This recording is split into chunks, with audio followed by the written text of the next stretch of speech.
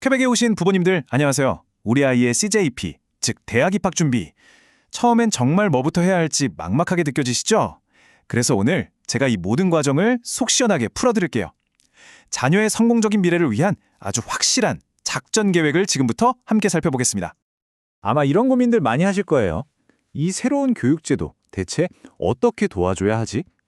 성적 관리는 도대체 언제부터 시작해야 하는 걸까? 이런 불안감 절대 혼자만 느끼시는 게 아닙니다. 하지만 걱정 마세요.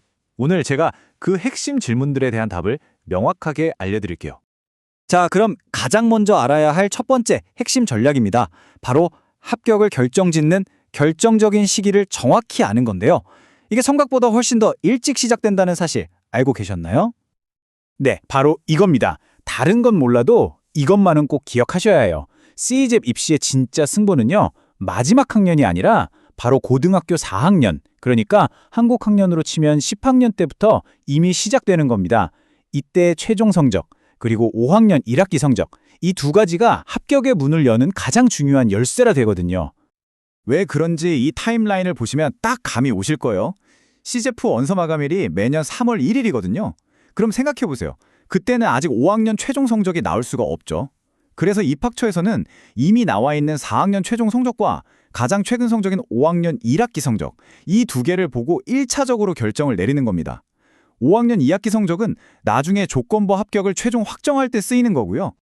자, 다음 단계로 넘어가 볼게요. 그럼 시기는 알았고, 단순히 전체 평균 점수만 높으면 끝일까요?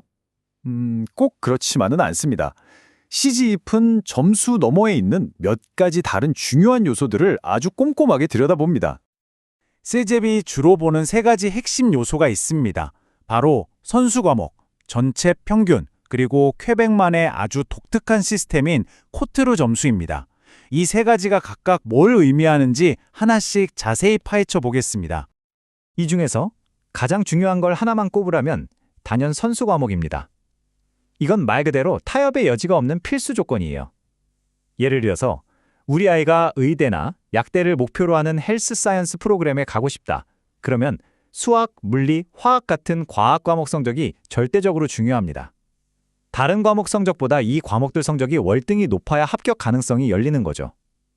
그러니까 자녀의 희망 전공을 빨리 정하고 관련 선수 과목의 선택과 집중을 하는 전략이 꼭 필요합니다.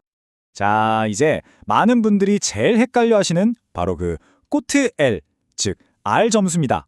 이건 퀘벡에만 있는 아주 독특하고 중요한 개념인데요. 아주 쉽게 말해서 우리 반 평균에 비해서 내 점수가 얼마나 더 뛰어난가를 보여주는 상대평가 점수라고 생각하시면 됩니다. 단순한 90점, 100점, 그 숫자가 R이라는 거죠. 이게 무슨 말이냐면요. 예를 들어 아주 어려운 심화반에서 받은 90점이 상대적으로 쉬운 일반반에서 받은 95점보다 훨씬 더 높게 평가될 수 있다는 뜻입니다. 단순히 점수 숫자만 보는 게 아니라 그 점수를 어떤 환경에서 얼마나 잘하는 학생들 사이에서 받았는지까지 종합적으로 평가하는 거죠. 그래서 자녀가 어떤 수준의 수업을 듣는가도 아주 중요한 전략이 됩니다. 자, 지금까지는 CJF에 합격하기 위한 전략을 살펴봤고요. 이제는 시야를 좀 더 넓혀서 자녀의 평생 커리어를 좌우할 수 있는 아주 중요한 선택에 대해 이야기해 보겠습니다. CJF에서 어떤 길을 선택하느냐가 모든 것의 시작이니까요. CJF에는 크게 두 가지 길이 있어요. 대학 진학을 목표로 하는 2년제 대학 예비 과정과 특정 기술을 배워서 바로 취업을 목표로 하는 3년제 직업 기술 과정입니다. 여기서 특히 우리 이민자 가정에게는 이 3년제 기술 과정이 정말 아주 현명한 선택지가 될 수 있습니다. 왜냐하면요. 첫째, 전문 기술로 빠르게 경제적 자립이 가능하고요. 둘째, 원한다면 나중에 대학으로 편입할 길도 열려 있습니다. 그리고 마지막으로 퀘벡 영주권 취득에도 정말 유리할 수 있거든요. 좋아요. 이제 진로에 대한 큰 그림을 그렸습니다. 그런데 퀘벡에서 정말 장기적으로 성공하고 제대로 뿌리 내리기 위해서 절대 빼놓을 수 없는 게 하나 더 있죠. 바로 불어 능력입니다. 퀘벡에서 불어는 더 이상 선택이 아니라 필수입니다. 대학, 좋은 직장, 그리고 영주권까지 모든 중요한 길목에서 불어가 결정적인 영향을 미치죠. 하지만 너무 걱정부터 하실 필요는 없어요. 불어가 아직 서툰 자녀들을 위한 환영반 같은 학교 지원 제도가 아주 잘 되어 있고요. 심지어 부모님들을 위한 정부 지원 무료 불어 프로그램도 있으니 이건 꼭 활용해 보셔야 합니다. 이제 마지막으로 부모님들의 재정적인 부담과 정보 부족의 어려움을 덜어줄 수 있는 아주 든든한 지원 시스템에 대해 알아보겠습니다. 여러분은 결코 혼자가 아닙니다. 아마 이게 제일 놀라운 소식일 텐데요. 퀘벡 거주 자격만 있다면 CEGEP의 기본 학비는 사실상 무료입니다. 네, 잘못 들으신 게 아니에요. 거의 공짜나 마찬가지입니다. 이건 정말 우리 이민자 가정의 경제적 부담을 획기적으로 덜어주는 엄청난 혜택이죠. 물론 그렇다고 돈이 아예 안 드는 건 아니에요.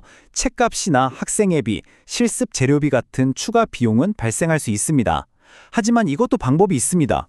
퀘벡 정부의 학자금 지원 프로그램인 AFE를 꼭 기억해 두세요.